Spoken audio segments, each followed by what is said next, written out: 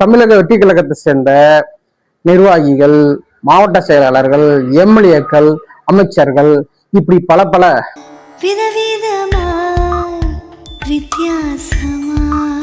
பார்க்கலாம். அதுல ஒருத்தவங்க தான் நம்ம ரீல்ஸ் அமைச்சர் கீர்த்தனா அவர்கள். அரசு பள்ளியில போய் மாணவர்களுக்கு இங்கிலீஷ் திறமைய பத்தி பேசியிருக்கிறாங்க. அங்க இருக்கிற டீச்சருங்களுக்கே முழுசான இங்கிலீஷ் தெரியாது. இதுல அவங்க வேற என்ன சொல்றாங்க, முதல் சீட்ல உட்காந்துட்டு இருக்கிறவங்க எப்படி இருக்கிறாங்கன்னா கடைசி சீட்ல உட்காந்துட்டு இருக்கிற மாணவர்கள் எப்படி இருப்பாங்கன்னு கேட்கறாங்க. ஆனா அவங்களுக்கு தெரியாது, கடைசி சீட்ல இருந்த மொத்த மாணவர்களும் இன்னைக்கு டிவி கேல எம்எல்ஏவும் அமைச்சராகவும் இருக்கிறாங்க.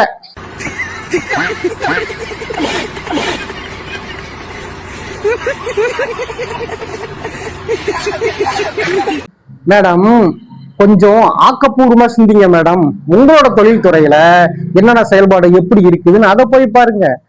அதை விட்டுட்டு உங்க துறைக்கு சம்பந்தம் இல்லாம துறையில நீங்க போய் அதை விசாரிக்கிறங்க பேர்ல போகும்போது வெளியில எல்லாருமே நாராயணா, இந்த கொசு தொல்லை தாங்க முடியலடா, எங்க போனாலும் பின்தொடர்ந்தே வருது. வாங்க, ஏன் விஜயபாஸ்கருங்களா? இந்த 2 விஜயபாஸ்கரும் இருக்கிறாங்கல்ல, எதனாலவே தாவக்கில சேர்ந்திருக்கிறாங்க? கர்நாடகாவில மேகதாது அணை கட்டிய தீர்வுன்னு சொல்றாங்களே, அதை தடுத்து நிறுத்தவா? அதெல்லாம் இல்லைங்க. இல்ல கரூர்ல 41 பேர் இறந்தாங்களே, அது எங்களுக்கு நீதி வாங்கி கொடுக்கறதுக்கா? அதெல்லாம் இல்லைங்க. இல்ல இன்னும் சட்ட ஒழுங்கு பிரச்சனை அது பெருசா போயிட்டு இருக்குது, அதை தடுத்து நிறுத்தவா? அதெல்லாம் இல்லைங்க. அங்கங்க ஆணவ கொலைகள் நடந்துகிட்டே இருக்குது, அந்த ஆணவ கொலையை தடுத்து நிறுத்தக்க போய் சேர்ந்திருக்கிறாங்க. அதெல்லாம் இல்லைங்க. நாட்டுல தொழில் வளத்தை பெருக்கி மாணவர்களுக்கு முன்னேற்றத்தை கொடுக்கறதுக்கா போய் சேர்ந்திருக்கிறாங்க. அதெல்லாம் இல்லைங்க.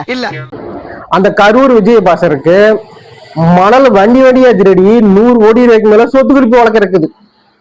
இப்படி அந்த ஒரு ஆளு போய் தூய சக்தியில சேர்ந்துக்கிறார். இருக்கின்ற மேடையிலேயே இங்கிருந்து இன்னொரு கட்சிக்கு தாவும் தைரியமும் தன்னம்பிக்கையும் இந்தியாவிலே எனக்கு ஒருவனுக்கு தான் இருக்கின்ற விராலிமலை தொகுதி விஜயபாஸ்கர் அப்போ ஆளுங்கட்சி இருந்த அதிமுக இருக்கும் போது குட்கா ஊழல் வழக்குல சிபிஐ விசாரணை நடந்துட்டு இருக்கும் போது ஆதாரத்தை தூக்கி வெளியே போட்டார். அத்தனை பேருமே பாத்துக்கிட்டு இருந்தாங்க. இப்ப தூய கட்சியான தாவேக போய் சேர்ந்துக்கிறார். அரசியல்ல இதெல்லாம் சாதாரணமாப்பா. இதுக்கு பிச்சை எடுக்கலாம். நீங்க 2 பேரும் சேர்ந்து உங்ககிட்ட இருக்கிற சொத்தையும் உங்க பினாமி மேல இருக்கிற சொத்தையும் காப்பாத்துறதுக்கு குறவோட மோசமா வேற கட்சிக்கு தாவிட்டு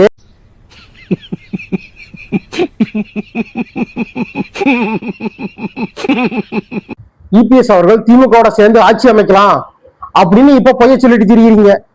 உங்களுக்கு ஏதாவது ஒரு காரணம் வேறும், அதுதானே? இன்னொரு எம்எல்ஏ லாய் இப்ப ஆய்வு செய்யறாரு.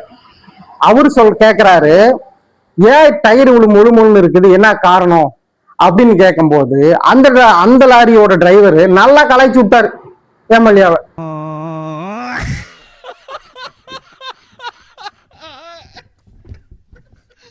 கரூர் பொதுமக்கள் சந்திப்புல தாவேக கட்சி நிர்வாகி ஒருத்தர் பாஸ் இல்லாம உள்ள வந்து உள்ள விடமாட்டக்காரன்னு சொல்லி போலீஸ்கார கையை பிடிச்சு கடிச்சுக்கிறார்.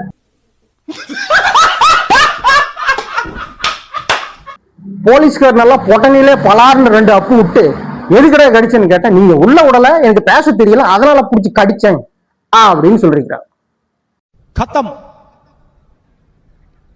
Bye bye, tata, goodbye, गया. மறக்காம சர்ப்ரைஸ் பண்ணுங்க.